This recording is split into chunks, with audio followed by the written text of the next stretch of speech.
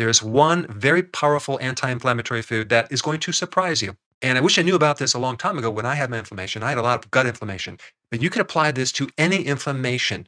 This also applies to people with autoimmune diseases and anyone with a condition that is itis, which is inflammation of fill in the blank. Now, there is a huge connection and relationship between inflammation in your joints and inflammation in the gut. Many joint inflammatory processes, including many autoimmune diseases, originate in the gut. And I'm going to go through the foods that you should avoid first, okay? And then I'm going to tell you what you should be eating. But the foods that create the most inflammation would be related to something like gluten, which actually is in grains. Most of the grains create inflammation in your gut. Most people with arthritis don't know it, but their grains that they're eating are creating a lot of inflammation. Then you have the obvious things like alcohol, sugar, junk foods. Another name for junk foods would be ultra processed foods. Did you realize that 83% of all the calories in the grocery store are ultra processed foods? And we wonder why our digestive system is so messed up. Now, we also have corn. Okay, corn is very inflammatory. It's usually in some type of processed, refined corn product or high fructose corn syrup. But I think about like 96% of all corn is genetically modified, which means it could have traces of glyphosate, which is considered an antibiotic. It can actually mess with your gut flora and create other issues. And then we have soy, the same boat. Most soy is genetically modified. And soy and corn have lectins, which also irritate your gut, which then can stir up the inflammation. And by the way, corn is not a vegetable, it's a grain, okay? And we eat corn in so many different things corn chips, tortillas.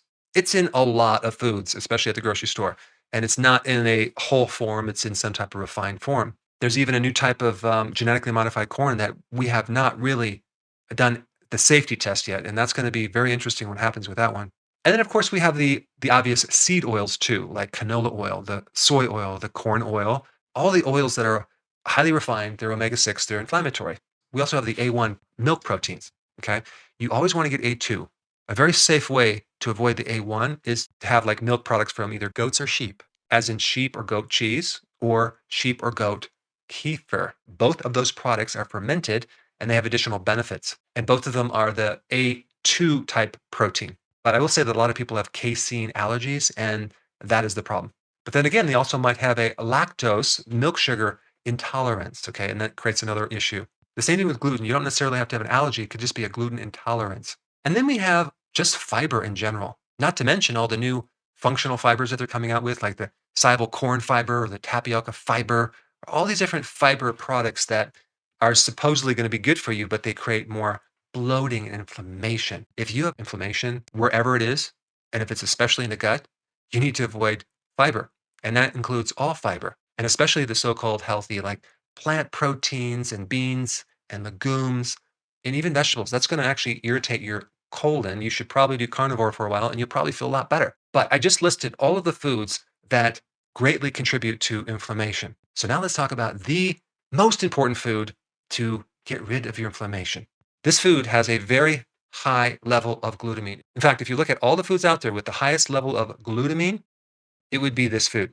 But let me just explain what glutamine is. It's an amino acid for your colon cells, which is a single layer of cells that line the inside of your colon.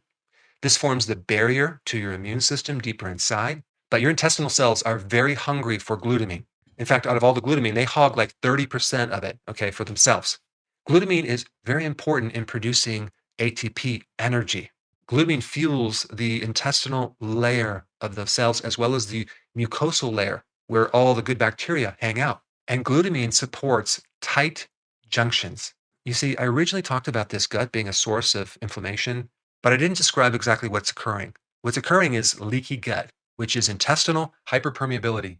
You basically have holes in this single layer cell that goes right in, and larger molecules of food that are not broken down can get through there, and then your immune system tags them as a foreign entity to be destroyed. And that's when you start developing antibodies and allergies against foods.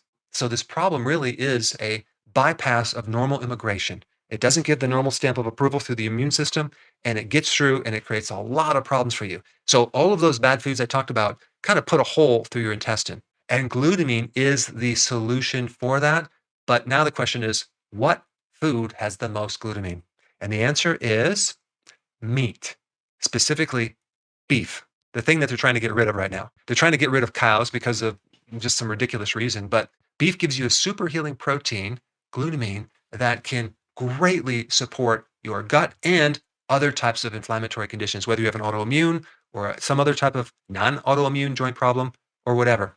Now, you can actually take glutamine as well, but beef is the best anti-inflammatory food that you can possibly eat. In fact, before the ketogenic diet, when I was eating all those carbs, and when I switched over to beef, oh my goodness, did I feel better. It was incredible. I no longer had bloating, and it was really weird because I thought that you needed fiber to kind of push things through, but little did I know that beef really calmed the fire down in my gut, and a lot of inflammatory conditions went away. I had arthritis so bad in my hands and my spine, I had no idea it was connected to my diet and primarily all the carbs and grains I was consuming. You just have to try it. Let's say that you're a vegan and you want to know what is the best vegan source of glutamine. Ready for this? Cabbage.